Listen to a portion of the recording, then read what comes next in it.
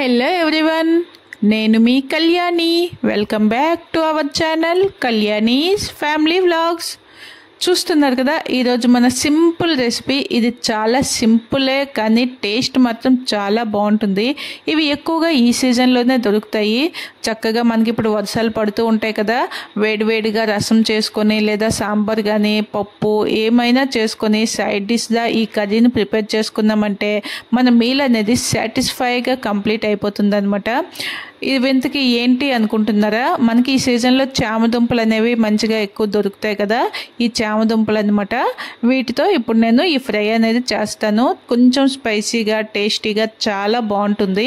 చూస్తున్నారు కదా, మనం ముందుగా ఈ దుంపల్ని ఇలా నీట్గా తొక్కలన్నీ తీసేసుకోవాలన్నమాట. ఇలా తొక్కలన్నీ తీసుకున్న తర్వాత వాటిని అలాగే రౌండ్గా వచ్చే విధంగా మనం చిన్న చిన్న ముక్కలుగా కట్ చేసుకోవాలి. మరీ ఎక్కువ థిన్గా చేసుకోకూడదు, కొంచెం మామూలుగా ఉండేటట్లు ఇలా కట్ చేసుకోవాలి. ఎక్కడ నేను కొంచెం 1 కిలో క్వాంటిటీ తీసుకున్నాం కనుక ఒకళ్ళం తొక్కలు తీసుకుంటూ ఒకళ్ళు కట్ చేసుకుంటూ ఇద్దరం అయితే కూర్చున్నాం ఇక్కడ.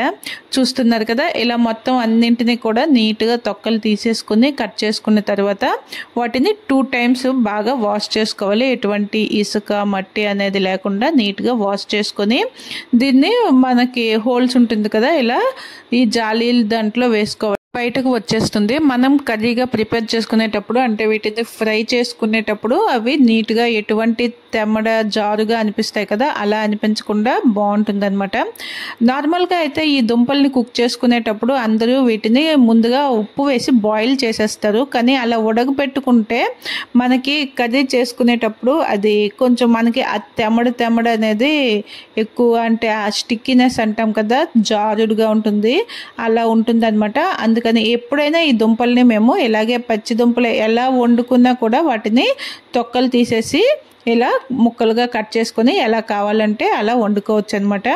చూస్తున్నారు కదా, అలా ఒక సైడు దుంపల్ని వాష్ చేసి పెట్టుకుందాం కదా. ఇప్పుడు పోపు వేసుకోవడానికి సరిపడా అంటే మీడియం సైజువి 2 ఉల్లిపాయలు, అలాగే కొంచెం పచ్చిమిరపకాయలు, అల్లము, వెల్లుల్లి వాటిని కొంచెం కోర్సుగా దంచుకొని పక్కన పెట్టుకోవాలి. లేదు పేస్ట్ యూస్ చేసుకున్నా కూడా ఇప్పుడు ఒక కడాయి తీసుకొని అందులో 4 టేబుల్ స్పూన్ల వరకు ఆయిల్ వేసుకోవాలి. ఆయిల్ బాగా వేడైన తర్వాత మనం ముందుగా వాష్ చేసి పెట్టుకుందాం కదా ఈ దుంప ముక్కల్ని, వాటిని వేసి కంటిన్యూస్గా కలుపుకుంటూ ఫ్లేమ్ని కొంచెం మీడియం టు హై ఫ్లేమ్లోనే ఉంచుకొని కంటిన్యూస్గా కలుపుకుంటూ ఒక 4 నుంచి 8 నిమిషాల పాటు ఈ దుంప ముక్కల్ని అలా ఫ్రై చేసుకోవాలి దగ్గరే ఉండేసి.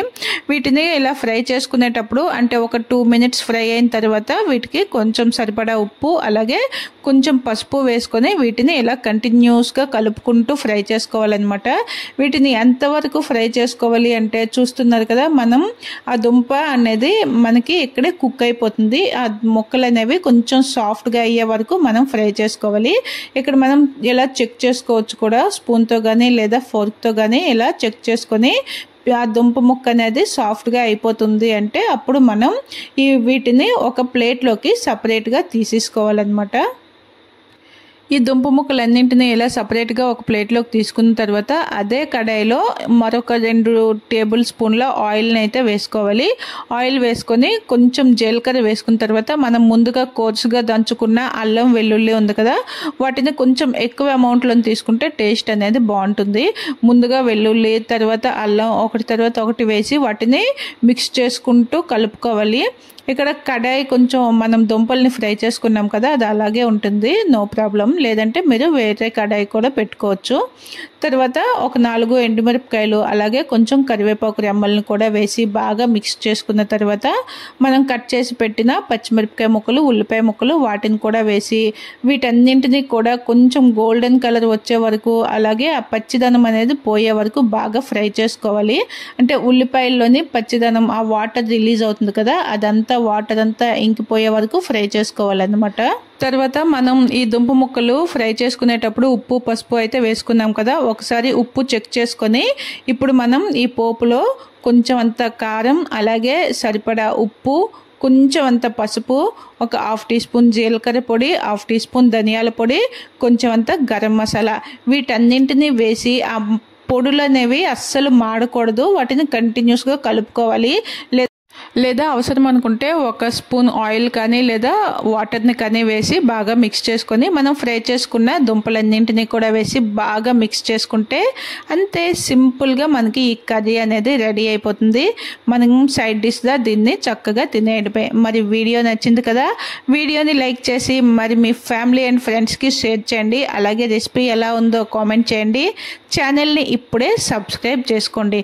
అలాగే మీకు థ్యాంక్ యూ సో మచ్, ఎందుకంటే దీని ప్రీవియస్ వీడియోకి అయితే చాలా మంచి రెస్పాన్స్ వచ్చింది. అలాగే దీని లింక్ డిస్క్రిప్షన్లో ఇస్తాను, కావాలనుకుంటే ఓసారి వాచ్ చేయండి.